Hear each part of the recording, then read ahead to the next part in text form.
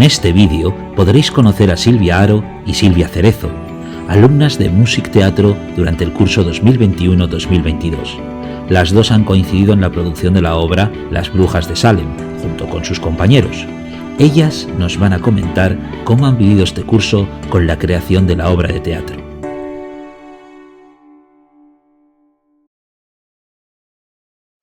Bueno, yo soy una comediante nata. 24 horas al día, bueno, cuando duermo igual, cuando duermo también. Pero, ojo, he flipado con el drama. O sea, no he hecho nada más, así que tampoco puedo decir, pero ojo, el drama ha sido brutal. O sea, por todo lo que implica a nivel personal. No sé, es como deshacerte y reconstruirte, sacar todo, no sé, a nivel personal me ha parecido alucinante. Yo, por ejemplo, he de reconocer que personalmente me encuentro más cómoda en el drama. No sé por qué, me resulta más sencillo igual meterme. Sin embargo, aunque no lo crea, alguna vez haciendo comedia me he dado cuenta de que también tengo mi parte cómica. Lo que pasa es que me requiere mayor esfuerzo ahondar en sacarla. O sea, muchas veces a mí personalmente la comedia me resulta más reto a nivel personal. Y el drama me gusta porque estoy más cómoda. Pero creo que hay momentos para cada cosa. Y que incluso se puede encontrar parte de comedia en el drama y parte de drama en la comedia. O sea, La vida. sí, la vida. Entonces, cuando empecé a leer los momentos en los que le entra el demonio o se cree ella que le entra el demonio y demás, yo decía, pero por Dios, me voy a acordar de todo esto. Voy a saber yo encajar un delirio en un diálogo. Entonces yo al principio sí que me asusté diciendo, voy a ser capaz yo de acordarme de eso, de darle el tono o poseerme ahí en el escenario. Eso sí que a mí sí me acojonó. Yo recuerdo que en sí, cuando nos diste la obra, dije, me gusta. Al principio tenía que acabar de entenderla bien, porque me parecía compleja. Y luego, por otro lado, también me asustó eso, como la intensidad que podían tener los personajes. Sí. Es decir, ¿qué trabajo tenemos que hacer cada uno para llegar a entender la situación de esta persona? O sea, no eran situaciones como cotidianas, sino era pues una explosión, ¿no? de emociones que creo que era difícil llegar a entender al personaje y meterse ahí sin que, o sea, actuando dentro del personaje. Pues a mí me dijiste el Exorcista y la verdad que como a mí el género de terror me encanta, Sí. pues tenía ejemplos mil en la cabeza. Pero sí que es cierto que pensé mucho en la niña del Exorcista, porque al final es una niña inocente, pequeña, que tiene esos contrastes de estar con miedo, no saber lo que la pasa y de repente estar totalmente poseída por el demonio. Entonces sí que en mi cabeza muchas veces estaba presente esa película. Yo inicialmente, después de una primera lectura del texto, empecé a tener como en mi mente un poco cómo iba a ser ella. No obstante, creo que lo que más me ayudó fue el ejercicio que hicimos de responder preguntas acerca de nuestro personaje, porque ahí fue un momento en el que me paré de verdad a ahondar en ella, porque Abigail, que es mi personaje, sí, tiene momentos donde es un cúmulo de, no sé, de un estallido de la realidad. Pero, claro, a mí me interesaba saber también cómo era Abigail fuera de esos momentos. O sea, intentar entender no cuando está enfadada, cuando está con rabia, cuando está disgustada, cuando está intentando salvarse, sino cómo es la Abigail que estaba enamorada, cómo es la Abigail en su día a día. Eso, intentar imaginar, o al menos dar mi propia perspectiva de cómo podía ser ella, creo que fue algo que me ayudó. Que no sé si es correcto o no, pero era mi propio personaje. Y yo fui constituyendo esa parte y a partir de ahí luego ya dabas como la imagen fraccionada que se recoge en la obra, pero era importante saber cómo era Abigail en el resto de contexto. Yo me la imaginé también como perdida y desvalida por la ausencia de su madre y por eso yo creo que también, aparte de su niñez, me la imaginaba pues totalmente influenciable por la situación, por eso ella se sentía poseída por el demonio porque la situación le sobrepasó. Yo creo que ella partía de una situación previa de ausencia de su madre con una carencia brutal siendo una niña, entonces a partir de ahí se dejó, es como me lo construí yo, se dejó arrastrar por la debacle que ocurrió a su alrededor de invocar, no invocar, de juicios y demás, entonces yo así me lo fui construyendo. Yo creo que hay un punto de inflexión en el momento en el que tú entiendes cuál es la motivación de tu personaje. O sea, yo reconozco que al principio, los primeros ensayos que hacíamos, mi personaje era distinto, o sea, mi personaje fue evolucionando, le fui dando forma y como a mitad del proceso, de repente, en el momento en el que yo comencé a entender cuáles eran las motivaciones reales del personaje fue cuando empecé a hacer lo mío, como a entender realmente a Abigail. No sé muy bien cómo explicarlo. Sí, o sea, el momento en el que entendí qué motivaciones tenía detrás, o como que me acerqué a saber un poco más cómo se sentía ella. Antes igual era un personaje que me resultaba más neutro, que estaba intentando alcanzar pero no llegaba. Y en el momento en el que entendí, o al menos intenté como ponerme en su piel, fue como donde dije, esta es mi Abigail. Pues yo, como es la primera vez que me veo en una de estas, para mí fue primordial sentirme segura con el texto. Sí. O sea, en el momento que tuve como, ya no te digo aprendido, porque al final todos en algún momento sabemos aprender como loros el texto, pero sino con sentido, porque yo intervengo en la obra a veces con un delirio, entonces al principio yo tenía miedo de, ¿voy a saber encajar el delirio que tengo que soltar en el momento preciso? Pero llega un momento en el que ya lo tienes tan metido que te olvidas de estar pendiente de eso y es cuando empiezas a matizar todo lo que se te ocurre a ti que es esa persona en ese momento. Pues como dice ella, empiezas a entender más esa niña en ese momento en la cama, por qué está haciendo eso o por qué responde eso otro. Entonces te olvidas ya del texto porque lo tienes tatuado y ya vas matizando todo lo demás. Yo creo que es el momento, al menos para mí, en el que todo empezó a cobrar más sentido. Porque a la vez yo creo que todos más o menos coincidimos en el momento, en el grupo. Sí. En el momento de evolucionar o darle ese matiz, entonces era como también una sincronización y veías que alguien ya estaba perfilando más su personaje, entonces era como que el tuyo cobraba también más sentido, o sea, era, no sé, es mi... Sí, yo creo que es verdad lo que dices del texto, porque cuando todavía no lo tienes integrado, estás como pendiente de ver cuándo me toca. Sí. Y hay un abismo a ese momento en el que tú ya lo tienes interiorizado y de repente estás escuchando lo que te dice el otro y cuando escuchas lo que te dice el otro reaccionas. Eso y entonces dices, ya ahí he encontrado a mi personaje. No estoy diciendo una frase, sino estoy reaccionando a lo que está ocurriendo en esta situación.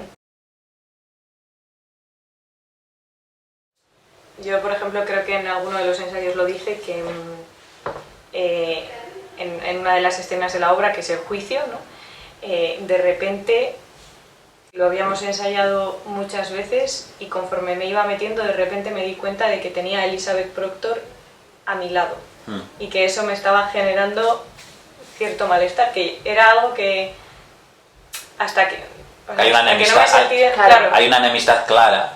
Eso es. Entre tu personaje y Elizabeth. Sí, y ella representa para mí, yo creo que muchas de mis frustraciones, y de repente tenerla al lado en la escena no me dejaba, o sea, no me estaba dejando indiferente.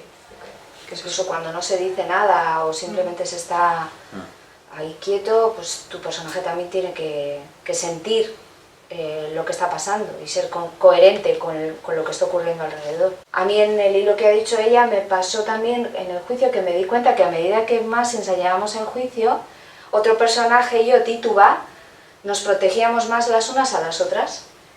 Empezamos ensayando la escena del juicio más cada una en su sitio y a medida que lo íbamos ensayando entrábamos más en el pánico que estaban sintiendo ellas y nos protegíamos más, o sea, estábamos más así la una con la otra. Eso sí que me parece muy bonito, porque sentí que Betty no estaba sola.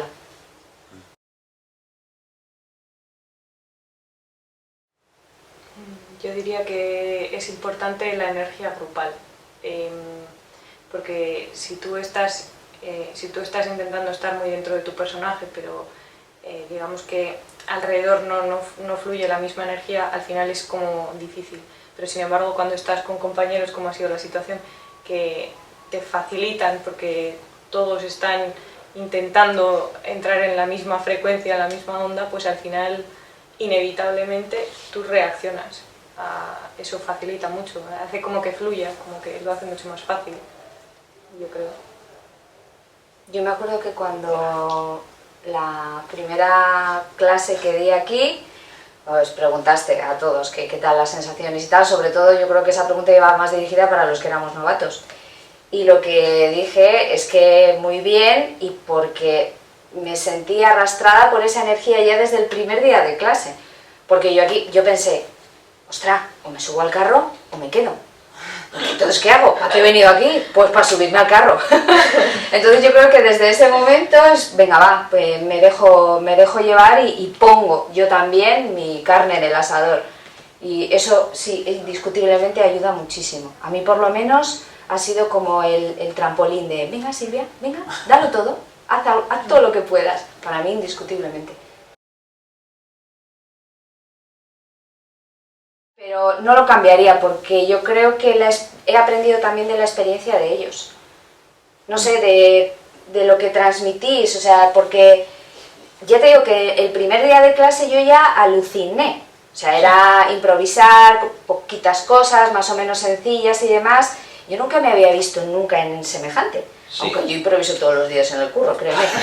Pero yo no me había visto en nada igual y yo les veía a ellos con un desparpajo. Tampoco sabía hasta qué punto la trayectoria previa de cada uno, que eso me impulsó pues igual, en otro momento igual me hubiese cortado más, con gente más novata que se hubiese cortado un poquito al principio, eso igual también me habría coartado a mí, así que yo como la tesitura era totalmente la contraria, dije pues ala, al lío y con todo, y fue como hice desde el primer momento, pero ahora te digo que fue veros y decir, ay la leche. Pues nada, venga, a por él, porque ellos tampoco en ningún momento me han hecho sentir, no han actuado en los ensayos ni nada como si tuviesen mayor rango de profesionalidad o de experiencia, vamos. Entonces todo ha sido muy fácil con ellos.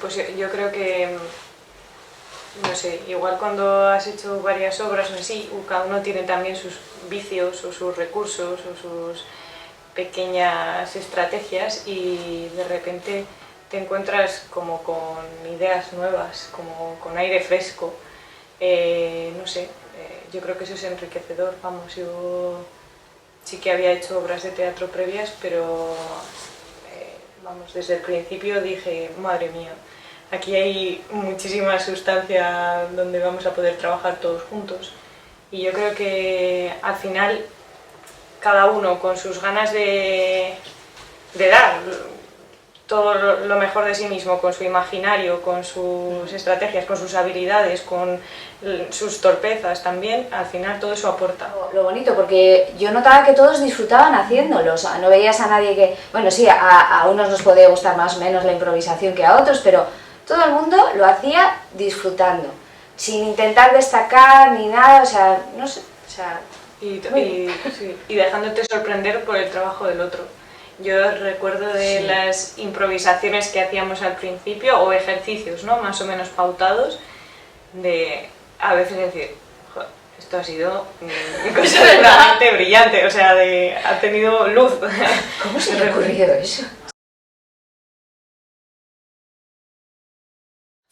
A mí me sirvió mogollón un consejo que me dio un compañero, Xavi, que me dijo, yo me he grabado la obra entera y en las partes donde tengo que actuar yo me quedo callado para luego reproducirlo y así tener la réplica. mano de santo. Yo también hago eso. Y cambio hasta las voces. Tengo las grabaciones ahí en el móvil, tengo tu voz, la voz de Proctor, tal, todos. Sí, así que yo ahí me metía en un cuarto y venga, a darle. Y para mí fue genial, así. Sí. Yo al principio para aprenderme el guión es verdad que suelo ir con un papelito tapando y voy diciendo, pero eso también lo hago. Me lo grabo en el iPad, justo las cosas que no digo yo, y entonces es como la forma de darte el pie. Sí. Bueno, si en casa tienes a otra persona que quieres esclavizar un poco y quieres... Que te dé el pie, ¿no? Eso sí, es lo mejor. Pero sí. en este caso no había esa posibilidad, entonces... Y cuando en un acto se me atrancaba, me lo grababa, pero también con mi parte para escucharlo. Y para mi parte que igual se me atascaba, pues escucharla dicha por mí, leyéndola o lo que sea, y luego pues para hacer un poco de metérmela más, ahí a pincel.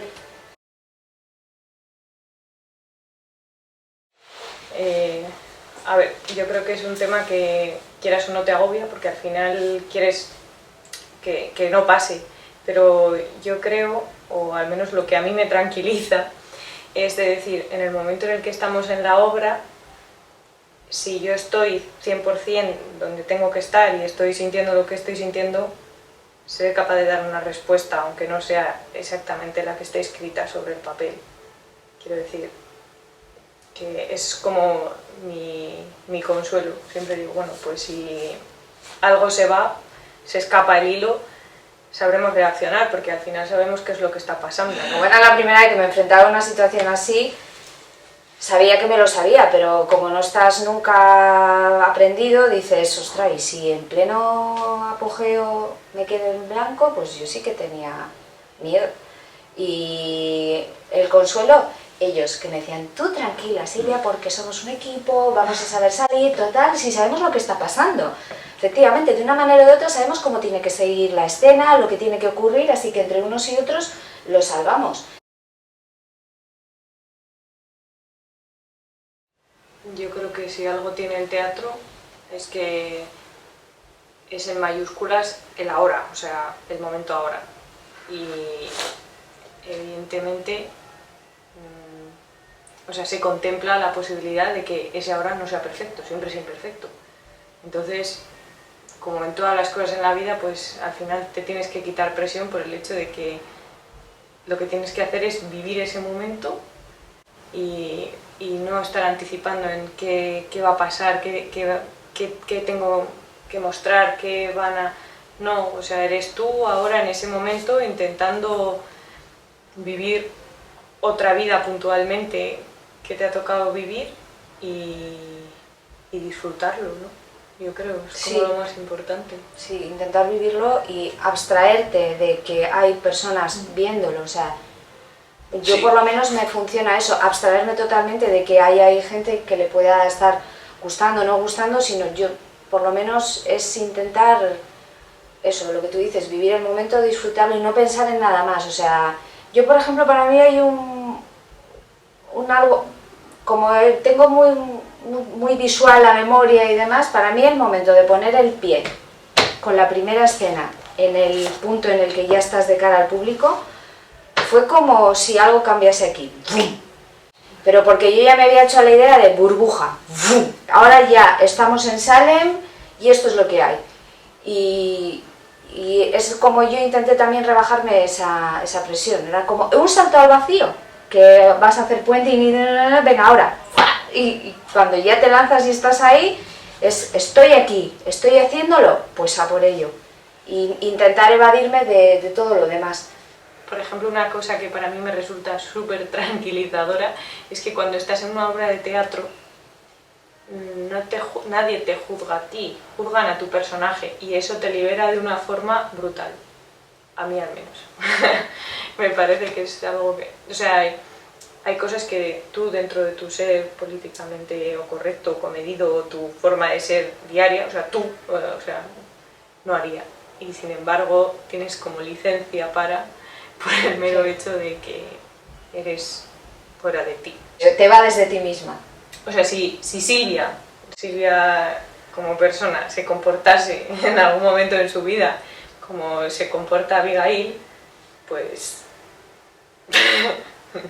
socialmente no sé cómo decirlo, y sin embargo tienes como una oportunidad de vivir algo que no pasa. Y es curioso. Pues que a veces tu cabeza le gustaría materializar o que transmitieras una cosa y no consigues hacerlo, y eso te genera frustración, y al final tienes ahí un autojuicio diciéndote, no, esto no lo tienes que hacer así, tú mismo. Y esa es una sensación que en ocasiones es frustrante, ¿no? O sea, a mí sí me ha pasado en algún ensayo de decir, no, esto no es lo que yo quiero,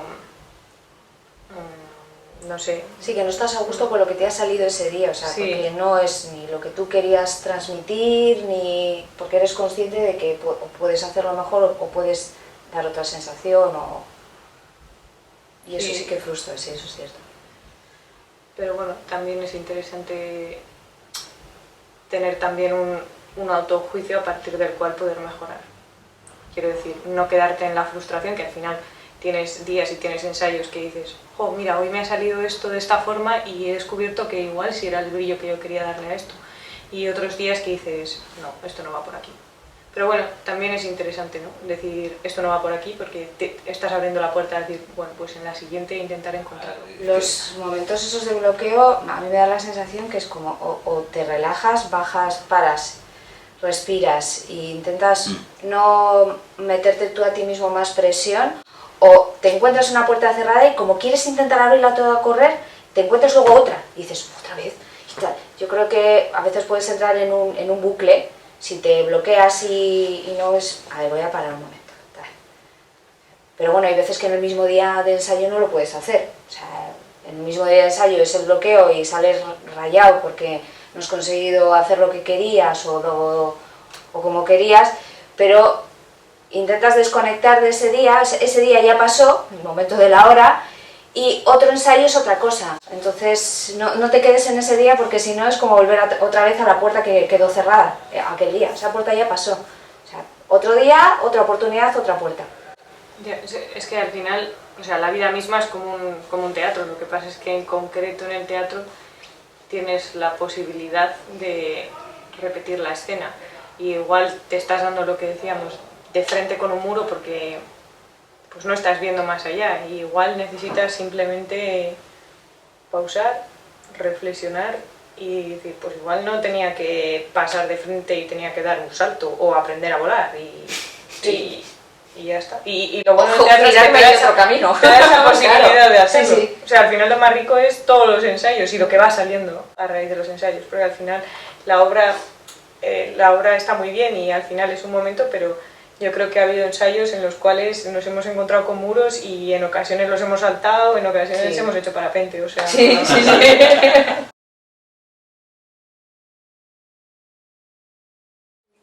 A mí se me ocurren tres.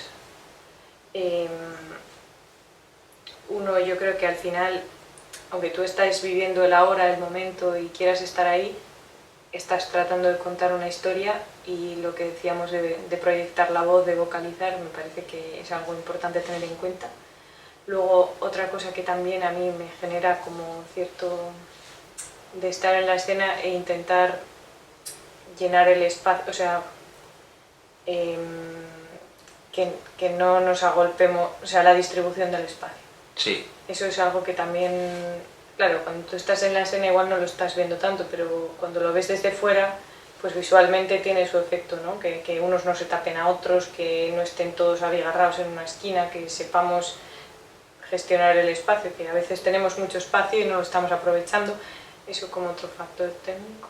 Y el tercero, que a mí me ha ayudado un montón, por ejemplo, en esta obra, es la elección de las músicas que habías elegido también, porque al final, ostras, empezar o terminar con una determinada música como que te...